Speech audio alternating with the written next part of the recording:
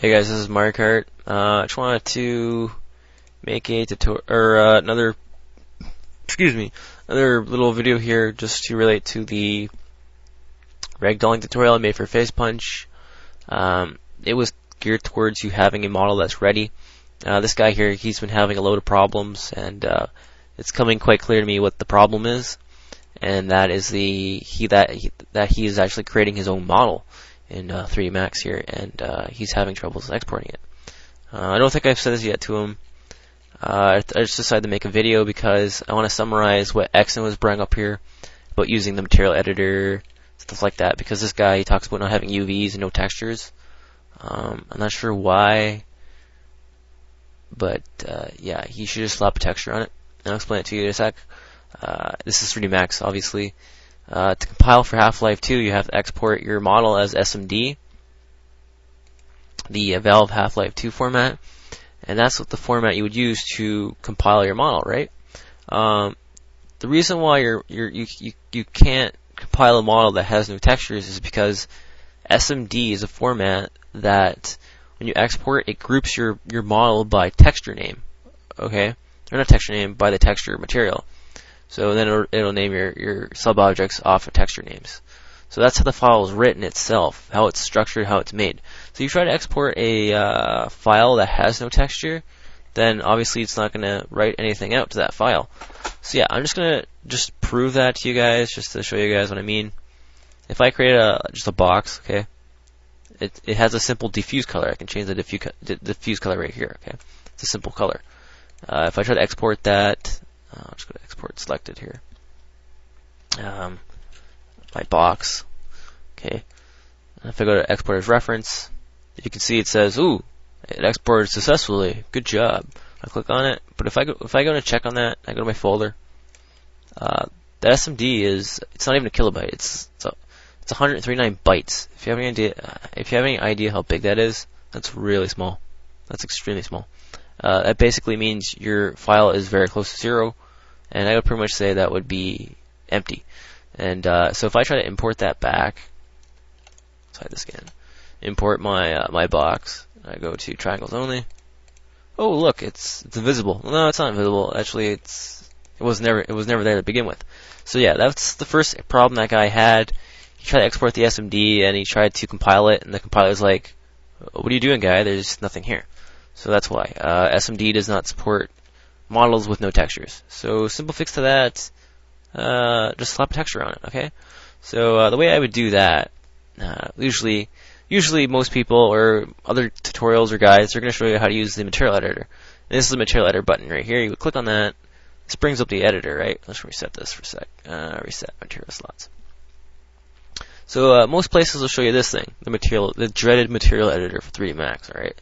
They probably tell you to set up your material, blah, blah, blah, click on the diffuse button, go down this giant list, look for bitmap, and select a texture, blah, blah, blah, blah, highlight your model, click on the assign texture button, junk like that, and go to here, write out your map. It's a completely long, drawn out, pointless thing about using the material editor. It's pointless. The way I use the material editor is I just drag and drop. So here's my folder here. Just grab a texture, pull that thing over there, drop it on there, okay? It's assigned. I just skip the entire material editor. Don't even need the material editor, okay? Let's convert this to my mesh first. So yeah, if I wanted to add like a sub-object or a sub-material, because Exo talks about sub-materials here, he doesn't actually talk about assigning them, but he shows what sub-materials look like in the editor. Anyway, assign him a sub-material. I'll just go to editable polygon, and I just select what I want to have assigned, and I can just drag and drop another texture to that. So I'll just go over here and grab this red one here and plop it on there, and that's red, you see. So that's how I would assign textures, or sub-textures I would mean. See, if I go to my material editor, and if I click on the eyedropper, click my object here, you can see I've got a sub-object now. This is a sub-material. Okay. If I try to render that, you can see that's become black because I disabled it. Turn it back on. So that's the material editor. It's not actually important to anything. The important thing is slap a texture on your model, then export. Then after you export, you can set up the materials for it. obviously it won't have UVs, so the textures won't make any sense. Simple solution to that is just make your texture a simple shade. So regardless of the UV channel or the UV map, it'll be a color. So yeah, that's basically all I wanted to say, I think. What else can I show you guys? Jeez, I don't know. Not much else you can do with materials.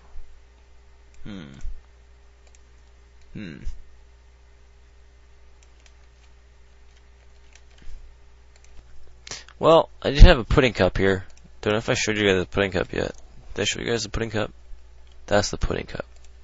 We'll just assign textures to that. Yeah, sure. Or I can show you guys how to UV. You soak up these last 4 minutes. Yeah, okay. UV channel.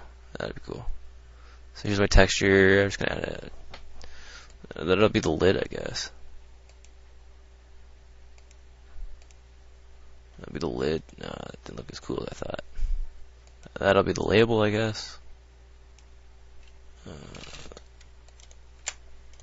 Shoot, what could this be? This could be the liquidy crap inside. It could be orange. Yeah, I like orange. Save that. There she is. So yeah, the UV in 3D Max, you would use the unwrap UVW. At least that's what I would use. I click on Edit. You scroll down here on your rollout, and you got these different options.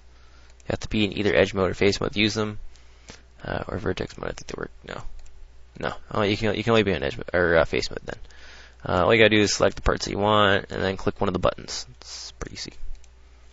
At least I think it's pretty easy.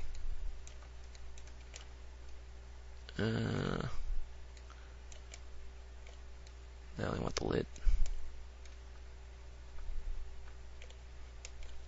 Use planer.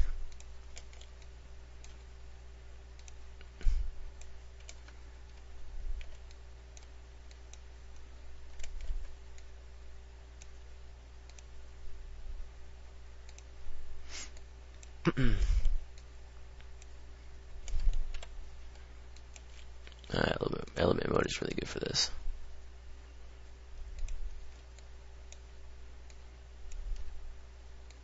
Heck, I'll use box.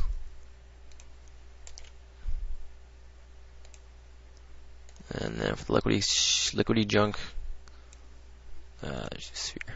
Why not? Let's just see my map here. There's my lid.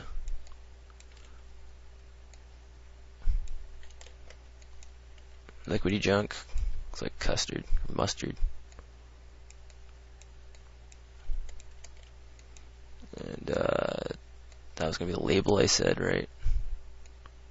Something junk like that.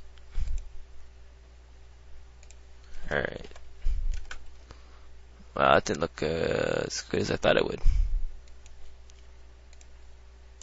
Am I missing something? Oh.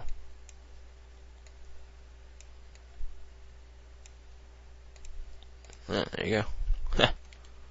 Not bad.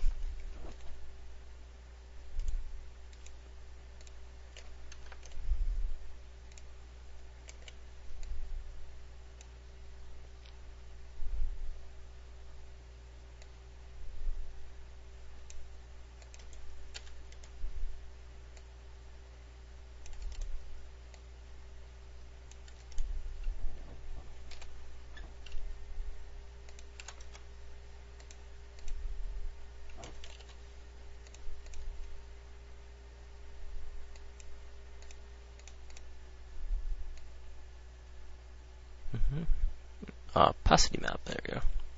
How does that look? Yeah, so that's basically how you would do mapping, I guess, or UV mapping in 3D Max.